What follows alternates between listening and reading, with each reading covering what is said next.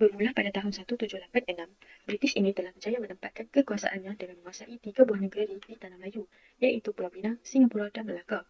Lalu, British menggabungkan 3 buah negeri ini menjadi negeri-negeri selat pada tahun 1826. Pada awalnya, kekuasaan British hanya tertumpu kepada 3 buah negeri ini saja, kerana British mahu menjaga kepentingannya di India serta menguasai jalan laut ke China.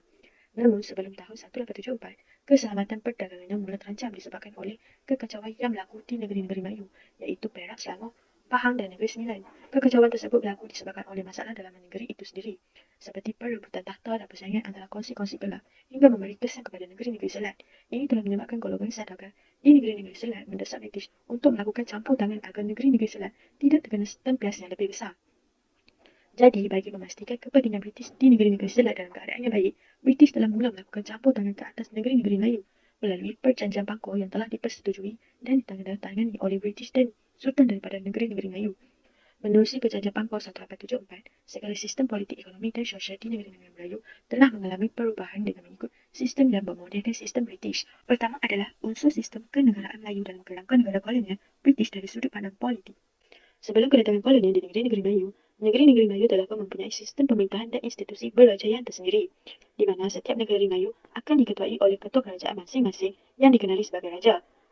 Hal ini dapat dilihat di dalam hierarki sosial. Raja telah menduduki kedudukan yang teratas. Raja mempunyai kuasa yang mutlak dalam segala hal yang melibatkan kerajaan takdiranya, sama ada dari segi ekonomi, politik maupun sosial.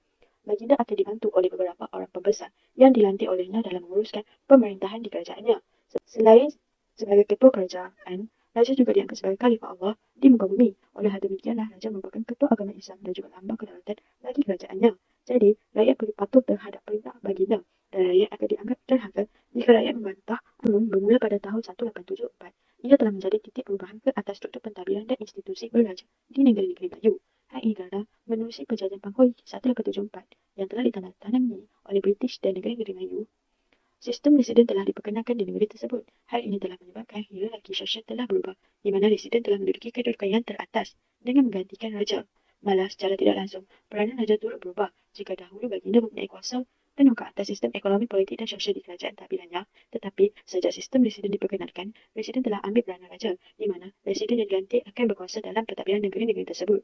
Raja hanya berkuasa dalam hal keagamaan dan adat Melayu saja, tetapi kedudukan raja sebagai ketua negara tidak berubah. Namun, raja perlu menerima nasihat British untuk menguruskan kerajaannya, kecuali hal berkenaan agama dan adat Melayu sahaja akan diuruskan oleh raja sendiri.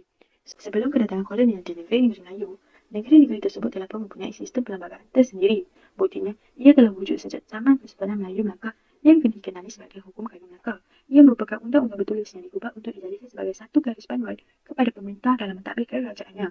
Di dalam Hukum Kadun Melaka, terkandung tentang segala undang-undang, peraturan dan adat Melayu yang berlandaskan kepada Islam. Walaupun pada tahun 1511, Kesultanan Melayu Melaka telah mengalami keruntuhan kerana tewas kepada Portugis, namun hukum Kadun Melaka tetap diteruskan oleh keturunan Melayu Melaka yang telah membuka kerajaan mereka di negeri-negeri lain. Ini menunjukkan bahawa hukum Kadun Melaka telah memberi pengaruh yang besar kepada pembuatan undang-undang di negeri lain. Bahkan hampir semua negeri-negeri Tanah Melayu mengubah undang-undang mereka dengan mengesumberkan kepada hukum Kadun Melaka. Akan tetapi, bermula pada tahun 1874, sistem perlembagaan negeri-negeri Melayu telah mengalami perubahan. Buktinya, pada tahun 1946, British telah memperkenalkan perlembagaan Malaya Union ke atas negeri-negeri di Tanah Melayu. Salah satu tujuan British adalah untuk menyatukan negeri-negeri Melayu untuk diletakkan di bawah pemerintahannya, supaya British lebih mudah untuk mengawal pemerintahannya apabila kesemua negeri-negeri menggunakan perlembagaan yang sama. Namun, perlembagaan Malaya Union ini ditentang oleh orang Melayu. Hal ini kerana kandungan yang termaktub di dalam perlembagaan Malaya Union sangatlah tidak memuaskan hati orang Melayu. Di dalam perlembagaan tersebut, orang Melayu tidak lagi diiktiraf sebagai orang pribumi, iaitu penduduk asal. Begitu juga dengan kedudukan Sultan. Jika dahulu Sultan berperanan penuh ke atas kerajaan takbirannya, tetapi di dalam Malaya Union, peranan Sultan adalah terhad, telah menyebabkan berlaku penentangan daripada orang Melayu dan Raja. Maka terbubuhlah perlembagaan Malaya Union, lalu digantikan dengan perlembagaan Persekutuan Tanah Melayu 1948 yang sebenarnya mempunyai kandungan yang berbeza daripada perlembagaan Malaya Union. Hal ini kerana menerusi perlembagaan baharu, hak orang Melayu telah dikembalikan, begitu juga dengan kuasa dan hak raja. Malah institusi beraja telah dikukuhkan lagi di dalam perlembagaan Persekutuan 1957 apabila raja dikatakan sebagai raja perlembagaan. Seterusnya adalah unsur sistem kenegaraan Melayu dalam kerangka negara kolonial British dari sudut pandang ekonomi. Umum diketahui bahawa sistem kenegaraan ini masih wujud sehingga kini, di mana kita masih dapat melihat kegiatan ekonomi sara diri dikerjakan oleh para petani, khususnya di kawasan perkampungan. Akan tetapi, campur tangan British ini juga telah mengundang sedikit perubahan di dalam sistem ekonomi di Tanah Melayu. Dalam ekonomi, khususnya pada skop pertanian dan perikanan, sebelum kolonial, ia dilakukan secara kecil-kecilan di mana rakyat menjalankan aktiviti tersebut atas tujuan sara diri sahaja. Aktiviti bercucuk tanam, menternak binatang dan perikanan merupakan contoh ekonomi sara diri. Pada masa itu juga, Tanah Melayu diperintah bebas oleh raja dengan mencorakkan ekonomi feudal. Akan tetapi, selepas kolonial, British membuat pembaharuan dengan memperkenalkan dua lanskap pertanian, iaitu lanskap pertanian kecil kepada petani pribumi dan lanskap pertanian besar bagi pertanian peladangan. Tanaman baharu turut dibuka seperti penanaman kopi dan lada hitam. Ekoran daripada ini juga, sistem penggunaan mata wang juga turut giat digunakan semasa zaman kolonial. Bagi ekonomi perlombongan, sebelum kolonial, ia dilakukan secara kecil-kecilan oleh masyarakat setempat sahaja. Bagi perlombongan emas, kawasan perlombongan yang ditemui kecil dan terhad, manakala perlombongan biji timah, hasil perlombongannya juga adalah sedikit. Namun, selepas campur tangan British, mereka telah melakukan pembaharuan bagi memajukan aktiviti perlombongan.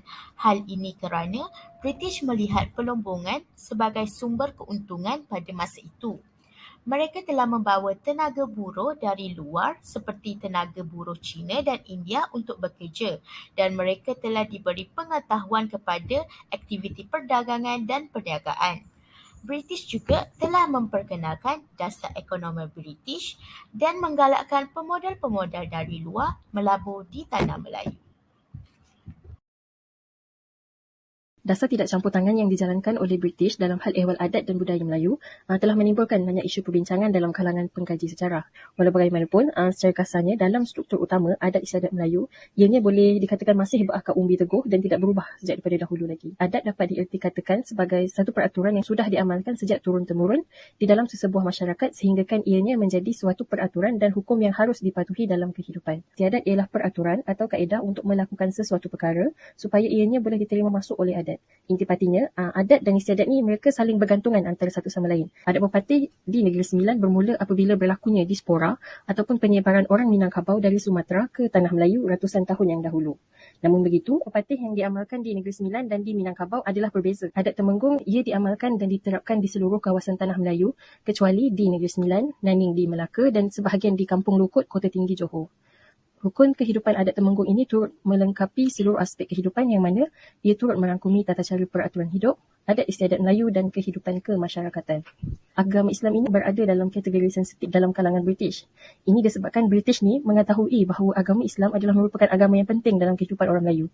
Oleh itu, untuk tidak membangkitkan sebarang kemarahan, British mengambil langkah berjaga-jaga dalam mana-mana perkara yang membabitkan agama Islam. British turut menyekat sebarang penyebaran dakwah Kristianiti. Bagi British, bagi mana-mana pihak yang ingin menyebar dakwah Kristianiti, pihak tersebut adalah dilarang sama sekali. Dan itu British juga dianggarkan menerima hampir 70% daripada jumlah jemaah haji yang berlayar iki kapal milik British. British telah memperkenalkan perundangan banyak penambahbaikan dan perkhidmatan jemaah haji bagi memastikan kebajikan dan kesihatan jemaah haji dijaga dengan baik. Bahasa Melayu sebagai bahasa lingua franca era kolonial British, keberadaan bahasa Melayu ini jatuh ke penggunaannya. Namun begitu, terdapat beberapa gerakan kesedaran bagi memulihara bahasa Melayu dijalankan dalam kalangan penggerak tempatan, gerakan kaum muda dan golongan ulama yang menyebarkan dakwah Islamiah menggunakan metod pertuturan lisan bahasa Melayu. Pada sekitar 1920 hingga 1930, Zakbar, Abdul Rahim Kajai, Ibrahim Haji Yaakob, Ahmad Bostamam dan ramai lagi mula melahirkan dan mengangkat bahawasanya bahasa Melayu seharusnya didukung menjadi bahasa pentadbiran sebagai sebuah bahasa ilmu pendidikan. Wan Jaafar sebagai